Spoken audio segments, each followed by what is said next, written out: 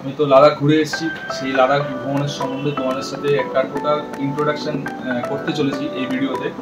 তো ওখানে কীরকম বাজেট আমার ছিল, টোটাল সেট আপটা কীরকম ছিল এবং হোটেলগুলো কীরকম ছিল, সেই টোটালটা নিয়ে আমি একটা তোমাদের সাথে ইন্ট্রোডাকশন বা তোমাদের সেই সম্পর্কে একটা ধারণা দেওয়ার জন্য আজকে এই ভিডিওটা করছি। তো মেন ভিডিওতে চলো দেখতে থাকো। বন্ধুরা, তোমরা কেমন আছো? আশা করি ভালো আছো এবং সামনেই শারদীয়া পুজো বাঙালির, আর আজ হচ্ছে 1 অক্টোবর। তো তোমাদের সামনে একটা ছোট্ট উপস্থাপনা তুলে ধরছি, যেটা হচ্ছে লাদাখ সম্পর্কিত, যেটা হচ্ছে আমার রুট প্ল্যানটা নিয়ে বা টাইমিং যেটাকে বলে, মানুষ যে লাদাখ যে যায় যেই সময়গুলোতে, সেই সময়ের মধ্যে আমি যে সময়টা গেছি ওটা হচ্ছে সেপ্টেম্বর মাসের 6 তারিখ থেকে 27 তারিখের মধ্যে আমি রাইড করেছি বাইক নিয়ে। কলকাতা থেকে বেরিয়ে আপ টু লাদাখ ঘুরে লাদাখ থেকে আবার কলকাতা ফিরে এসেছি। টোটাল রাইডটা আমি বাইকে করেছি বাড়ি থেকে বাড়ি।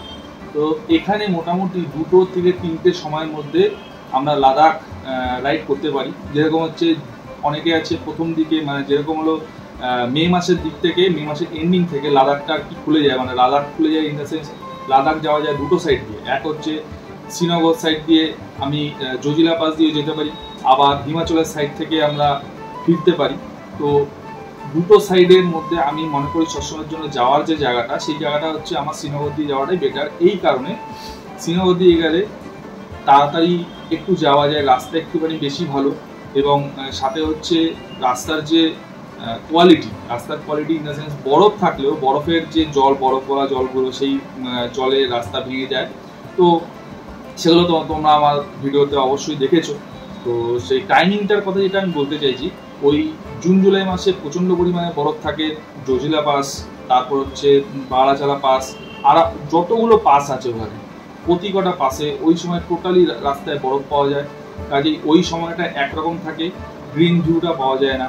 আমরা যে সময় গেছি অনেক জায়গায় বরফ ছিল, কিন্তু হাতের সামনে নয়। কিন্তু আমরা লাদাখ রাইডটাকে খুব ভালো এনজয় করেছি একটাই কারণ, আমরা রাস্তায় হয়তো বরফ পাইনি বা ডান দিক বা দিকে হয়তো বরফ পাইনি, কিন্তু আমরা গ্রিনি ভাবটা বা যে ধূসর মরুভূমির যেটা হচ্ছে নুংরা ভ্যালি, সাথে হচ্ছে মানে যেটাকে নুংরা ভ্যালিটা হচ্ছে কোল্ড ডেজার্ট যেটাকে বলে, এবং সাথে হচ্ছে আমরা বাইরের যে দৃশ্য এত সুন্দরভাবে উপভোগ করেছি, সেটা তো তোমরা দেখেইছো। তো এইটা আমি বলবো যে যারা খুব ভালো ভাবে রাইডিং গিয়ার্স বলতে ঠান্ডার জিনিসপত্র নিয়ে আর কি যারা যেতে চাইছে, বা মানে কি বলবো ওটাকে, বরফের ঠান্ডা যে ব্যাপারটা বা গাড়িতে চেন লাগিয়ে যে ব্যাপারটা হয়, সেই সব ম্যাটার নিয়ে যদি তারা ইন্টারেস্টেড থাকে বা অ্যাডভেঞ্চার টাইপের জিনিস করতে যায়, তাহলে অবভিয়াসলি তারা জুন জুলাই মাসের মধ্যে যেতে পারে। ওই সময়টা একটু বৃষ্টিও হয়, বরফ স্নোফল হওয়ার চান্সেসও থাকে।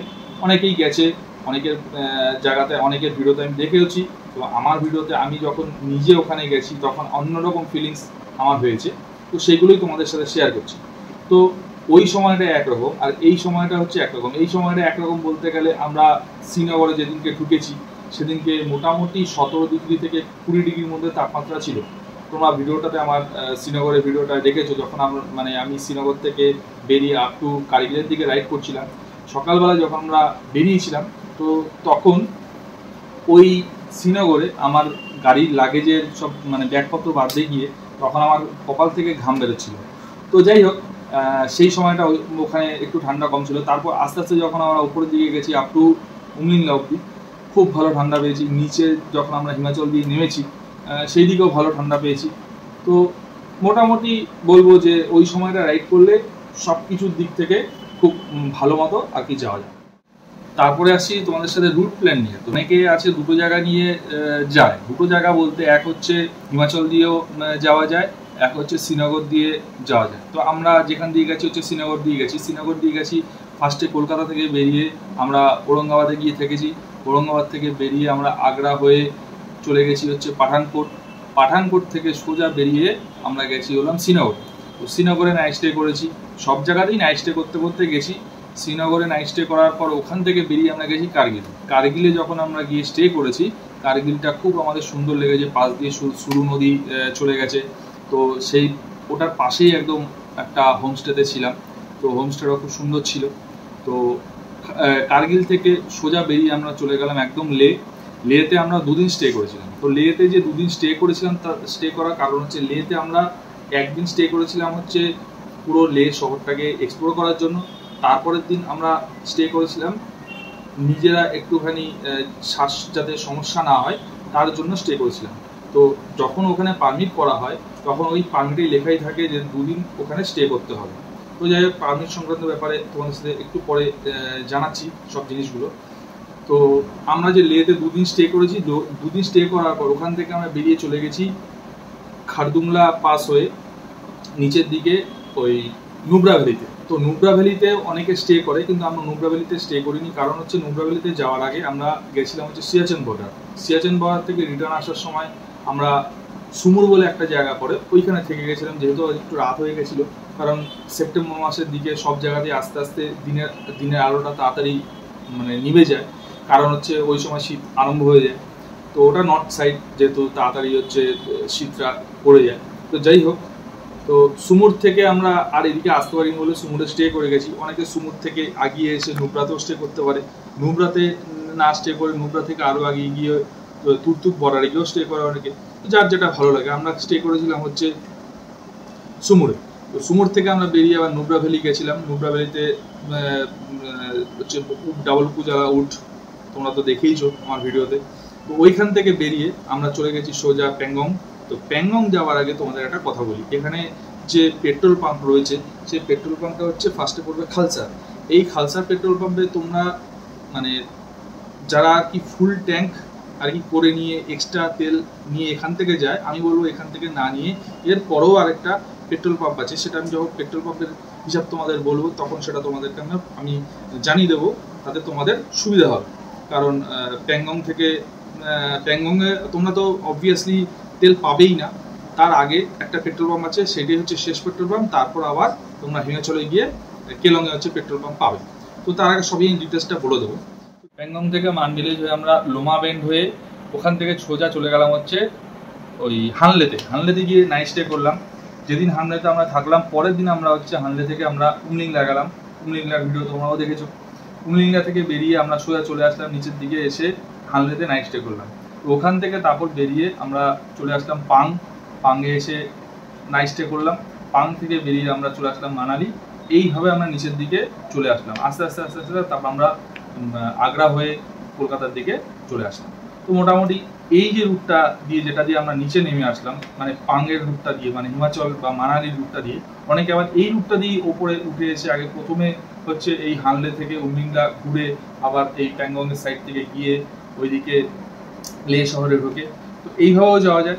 আর আমরা যেইভাবে গেছি সেইভাবেও তোমাদের বললাম, যার যেখান থেকে ভালো লাগবে সেখান দিয়ে যেতে পারো। কিন্তু এখানে একটা আমি জিনিস বলবো, যে আমরা যেই রুটটা ফলো করেছি, যেটা দিয়ে আমরা উঠেছি, যেরকম শ্রীনগর থেকে ভায়া কার্গিল হয়ে, এইটা দিয়ে আসলে কিন্তু তোমাদের শারীরিক কষ্টটা কম হবে। কারণ হচ্ছে এই দিকের রাস্তা টারম্যাক রোড, এবং যদি কারো শ্বাসকষ্টের সমস্যা থাকে অল্টিটিউডটা আস্তে আস্তে গেইন করে। কিন্তু হিমাচলের দিক থেকে যদি মানালি পাং হয়ে জিসপা হয়ে যে রাস্তাটা উপরের দিকে আসছে লের দিকে, তো সেই রাস্তাটা গেলে একটুখানি তাড়াতাড়ি কিন্তু আমাদের অ্যালটিটিউডটা গেইন হয়। তো সেই কারণে আমি বলবো যে মানালি রুটটা দিয়ে নামার সময় ঠিক আছে, ওঠার সময় কিন্তু একটু সমস্যা হবে। তো এইটাই ছিল হচ্ছে রুট প্ল্যানের ব্যাপারটা তোমাদের বলে দিলাম। তোমাদের সাথে এবার আরেকটা বিষয় নিয়ে আলোচনায় চলে আসছি, সেটা হচ্ছে পেট্রোল পাম্প।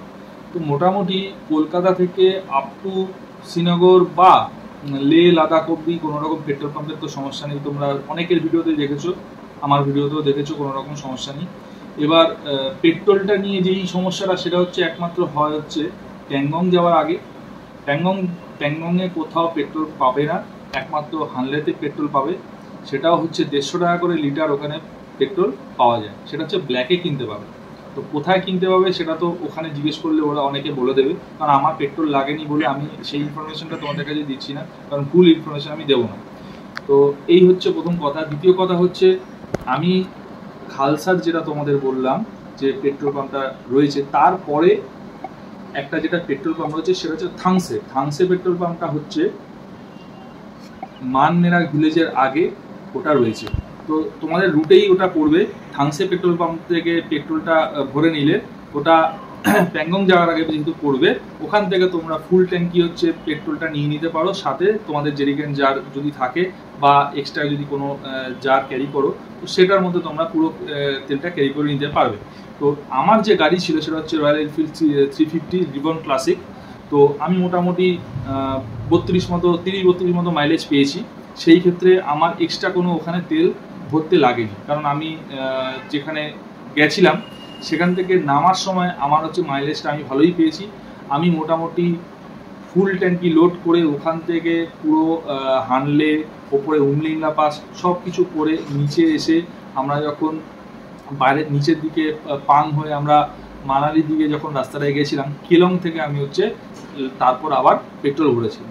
তো মোটামুটি পেট্রোলের সমস্যা বলতে এইটুকু জায়গাতেই সমস্যা আছে, আর অন্যান্য কোনো জায়গায় সমস্যা নেই। আর তোমাদের তো বলেই দিলাম, খালসারে পেট্রোল না ভরলেও তো তোমাদের চলে যাবে ধামসেতে নতুন পেট্রোল পাম্প হচ্ছে 12,000 ফিট উঁচুতে, সেটা তোমরা দেখতেই পাবে। প্যাংগং যাওয়ার পথে ওটা পড়বে। তো মোটামুটি ওখানে পেট্রোল নিয়ে নিলেই তোমাদের মোটামুটি সমস্যার সমাধান হয়ে যাবে। এবার কারো যদি লাগে, কিন্তু প্যাংগংয়ে কোথাও পেট্রোল পাবে না, পাবে একমাত্র কি হানলেতে। সেই জন্যই তোমাদের বলছি, যদি মনে হয় যে পেট্রোল কম লাগছে বা কিছু, তাহলে তোমরা কিন্তু হানলেতে অবশ্যই পেট্রোল ভরিয়ে নেবে। তো সেখানে অসুবিধা কিছু নেই, সেখানে 150 টাকা করে কিন্তু পেট্রোলটা নেবে ব্ল্যাকে।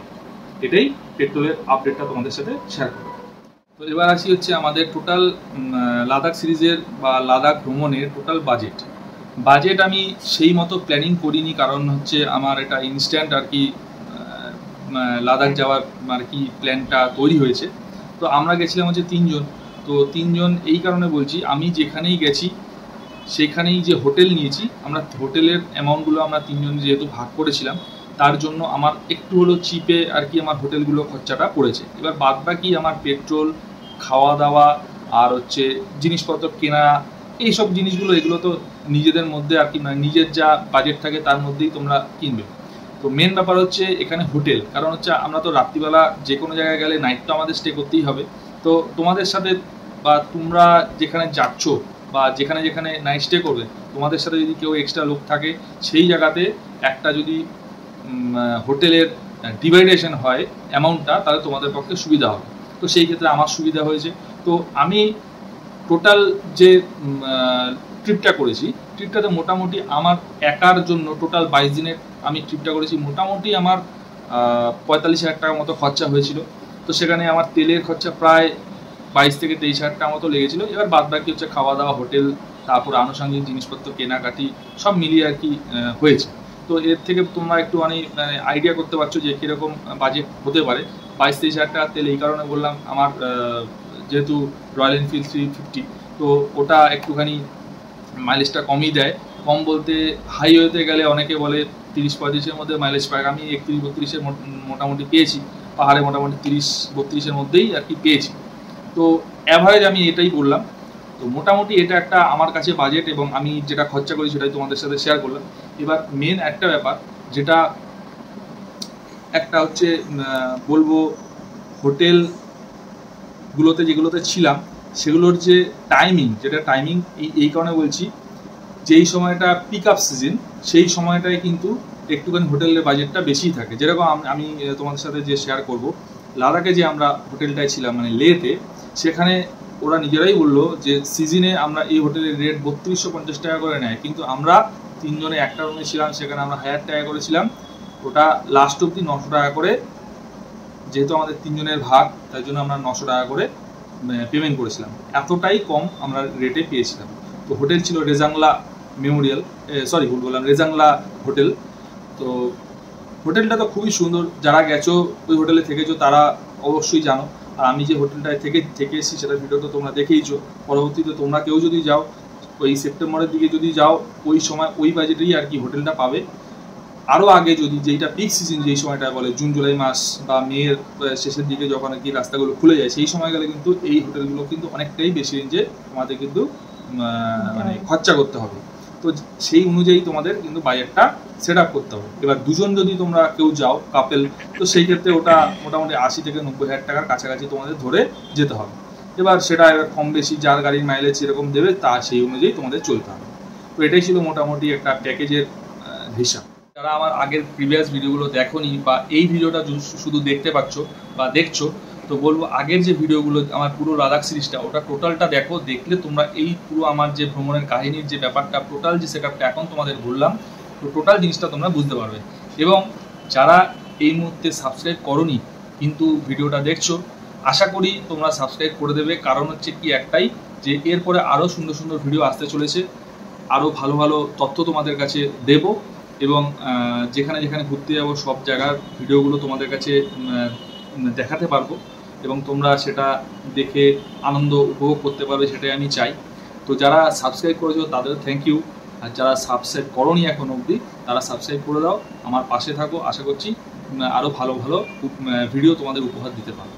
তো চলো দেখতে থাকো, আর নেক্সট ভিডিওতে তোমাদের সাথে আবার দেখা হচ্ছে। তো টাটা, গুড বাই।